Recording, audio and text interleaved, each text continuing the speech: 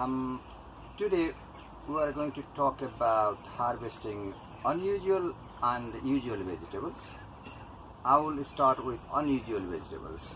In front of me here is it's called Aztec broccoli, and it's like a little spinach type tree. And what I do is that I just pinch the top there. I can just pinch this one here, and that way it will keep growing. Like you can see here, I already have picked quite a lot there, and there's more coming. The more you pick, the more it grows like that, and it's a very tasty young leaves. That's the Aztec broccoli. And then towards the end of this, the life of this plant, it will create a very nice bunch of flowers, which are supposed to be very crunchy and tasty and taste like broccoli. That's the Aztec broccoli. Now I move on to tree spinach, which is also very similar to the same one, although the taste is different. And again, I will do exactly the same thing I did to the Aztec broccoli. The only thing is that it doesn't produce edible flowers towards the end. It's just the leaves there. And then you can see here, this is a fat hen, which is a weed, which is very much related to this family here, and you can eat this if you like, but again you can pick the same way before it grows into flower. That's three different leafy things: Aztec broccoli, tree spinach, and fat hen. And then there's another one which is also unusual. That's called kalalu. It is a African version of spinach. Again, you just pinch the top. The more you pick like that, and then the more it keeps growing like a little bush, which is further down there. You can come and see that. Those are the three leafy ones. Then I will move on to kale. There are probably about 12 or more than a variety of kale, not just the curly kale, what most people know in this country. So this is one variety. I've got two varieties of kale here. For example, like this one here, this leaf is ready to eat. So what I will do, I will put leaf like this right at the bottom. But the trouble is that most people here take this way and only they take the leaf. So that means all this, the hardy bit is left here, which is a complete waste, because this is not going to grow anymore, and then it's just sort of sitting here using the energy. So it is always better to pick right at the bottom. If you twist like this, it will come to the bottom there. That's how we should be picking. Similarly, there is another kale here, which looks very similar to curly kale, but it is very different one, and you can grow that throughout the year. And then again, you just keep picking the leaf like this, and as you can see, the more you pick, and the more it keeps coming like this, and it's very tasty. You can eat raw as salad, or you can also cook as a vegetable. So these are 3, 4, how many, I would say unusual vegetables how to harvest. And now I will move on to more usual vegetables. Thank you. Yeah, thanks. Now, this is broad bean. I'm sure everybody knows that. And again, the broad bean, when you pick them very young like this, small here, like this, you can eat the whole thing. You can eat the skin as well, which is very tasty. But then when you wait a bit longer, then this is quite big here. So the skin is very tough here.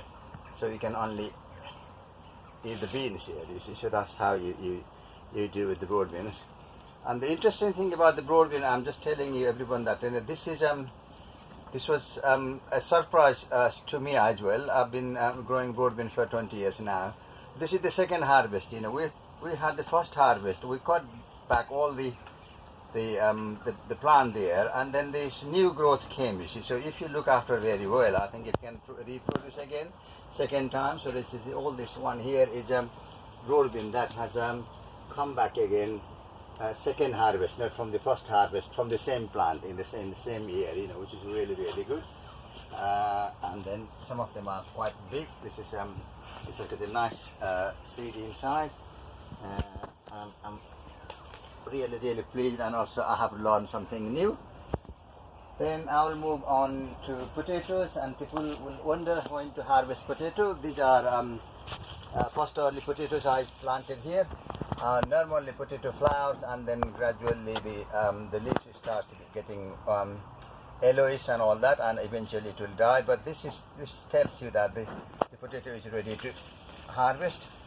You can just do this and then see, depending on how well you looked after, you will see how many you get. There you go. There you go. There should be more down here. There we go. And then the next to move on into this cabbage, spring cabbage type. As you can see, it is forming a nice head here. So when it is ready, it will be much tighter head, and the leaves will go right this like that, and then you can cut. But this is only one off. Once you cut that, that's the end. Finally, I will talk about courgette, which is in season now. In a couple of weeks' time, we'll have plenty. And what I would do is that if you have plenty, then this is the right size to harvest. They are very crunchy, very nice, and all that. But at the beginning, when you don't have that many, so you can leave it a bit longer when they are slightly bigger than that. But when you have in a couple of weeks' time, there will be plenty. So this is the best, good size to eat. They are very tasty. And the other thing is that you can also eat this male flower. You should know this is male flower. There's no baby underneath here. And then this is a female flower here. There's a lady baby here, and then this flower here. So you shouldn't be eating this flower, but you can eat this flower, which is very tasty. Thank you. Okay. Thanks. This is chard, which is Swiss chard. This is a different variety. This is the colorful one, yellow one. Again, like the kale I was talking about, then it's better to pick right at the base, like this, instead of like this. As you can see that again, this is a waste because there's all this stem left here. So try to go right at the base, pull like this, and then the new things will come there. And next to this one I have got here is a very nice basil plant here. And as you can see, this basil is now running into seed because of this too much heat here.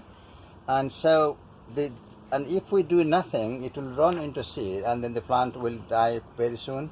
So what we can do to prolong the life, we can just pinch the top, remove the flower, so then it will have a bit longer time. The more energy will go into the body rather than into producing seeds, which is what all plants are supposed to be doing. So this is lovely basil things here, and as you can see, I've been pinching and taking the top. So the more you take like this, and the more it will keep growing. Otherwise, if you don't do anything, it will finish very quickly. That's it. Thank you.